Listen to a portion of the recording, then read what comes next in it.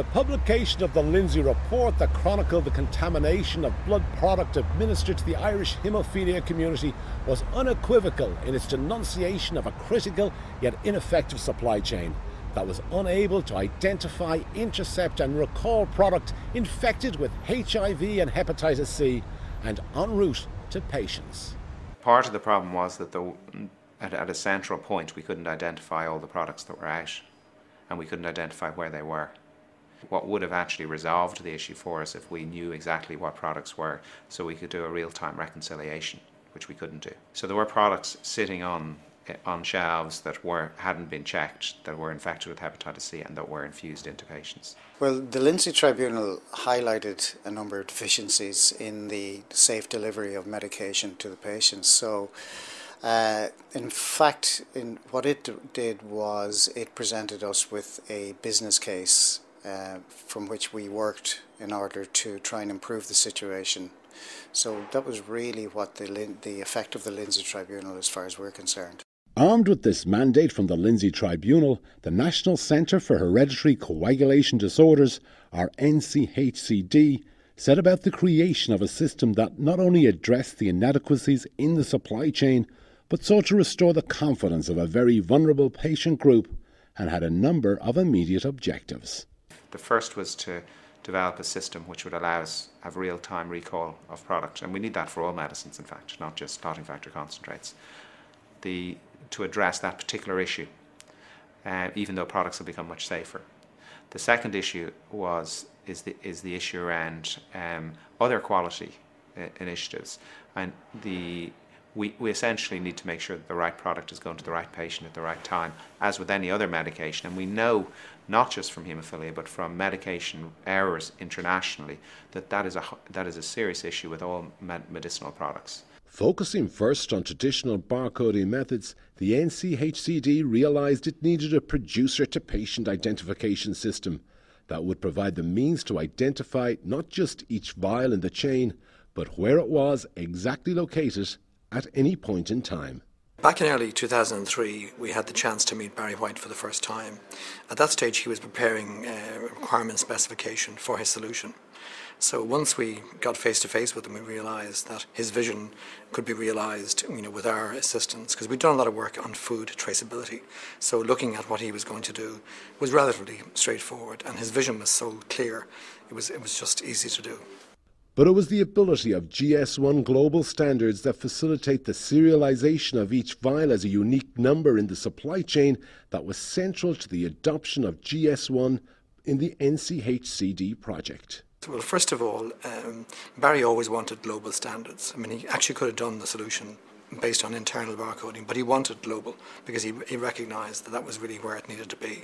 So in terms of, if you like, identifying the products, identifying the patients and identifying the locations, all of those are using our global unique numbers for that purpose. Critical to the design and deployment of the new system was TCP Pharmaceuticals, the medical distributor which became a key lever in the adoption and application of GS1 standards. Pre-GS1, the system had been designed and we'd worked very hard to build in as many safety features as we could, so that there were double checks in the process to make sure you'd absolutely got the right patient, the right product, the right strength, the right quantity.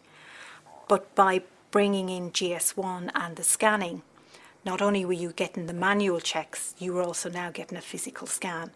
So we built in safety checks. So for example, if the warehouse people had picked Benefix 500 instead of Advate 500, immediately the scanner would throw up wrong product, go again. While the initial phase of the project saw barcodes applied on factor concentrates landed in Ireland by TCP Pharmaceuticals, the extension of the project to Baxter Healthcare saw barcoding provided at source in its Belgian manufacturing facility, and the unique requirements of the haemophilia community made the endeavour all the more worthwhile for Baxter. Obviously, each patient cohort is different. I think what's unique about the patients with haemophilia is that when they need their treatment at that particular moment in time. So obviously consistency of supply to that patient cohort is absolutely critical. From manufacturer to hospital, scanning now provides the means to identify each specific vial in the supply chain, while GPS technology identifies its location when in transit. And through a combination of both, the NCHCD provides a single view track and trace facility, essential for immediate recall. The GS1 serialisation system has also assisted in St James's Hospital, where automation of the process has streamlined infantry management and administration, reducing the risk of medication error. Before we had barcoding and unique numbers, it was very much a paper system, and say for example every day when we would do stock management, it was very much you had to write down all the barcodes each time. So you could have had 3 or 4 different barcodes. You'd have to write the number, the actual barcode itself and the quantity, and then obviously when you went to administer the product you would have to write the numbers of each product down, the quantity you gave, and obviously your signature, etc. So it was open to definitely human error, whereas now that has actually curtailed because everything gets scanned and you don't have to worry about somebody interpreting something. But for the haemophiliac community, many of whom self-administer their medication, the supply chain goes beyond the hospital and into their own home. And this represented the last furlong in securing the integrity of supply. Because we now know where everything is, we know exactly what it is and where it's going, the patients have a lot more confidence in the system. We have also given the patients a mobile phone that has a specific app on it, which allows the patient to scan the medication just prior to infusion. We are given a card for each child with a barcode, so the details comes up on the phone for each child once you scan in the child's card, and then you scan in the treatment box has a barcode, so you scan in the barcode on the treatment box. So when you scan it goes directly into the computer system, so it's recorded directly straight away. So say if either of the boys had a serious bleed like a head injury, and a scan straight away, and you told them it was a head injury, they would be able to ring you back and make sure that you get to hospital or you get the proper treatment straight away.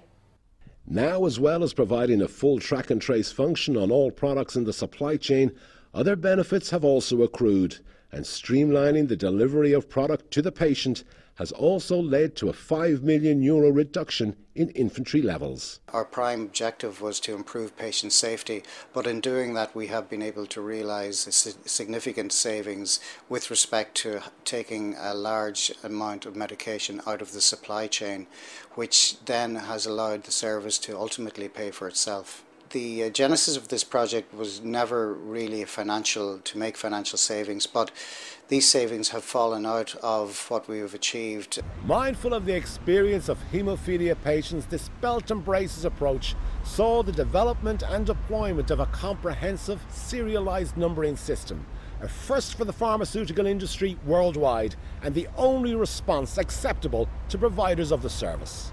Their experience has seen over 100 deaths from contaminated blood products and over 200 people still infected. And that has a massive impact on a small number of families because haemophilia is concentrated in families because it's an inherited disease.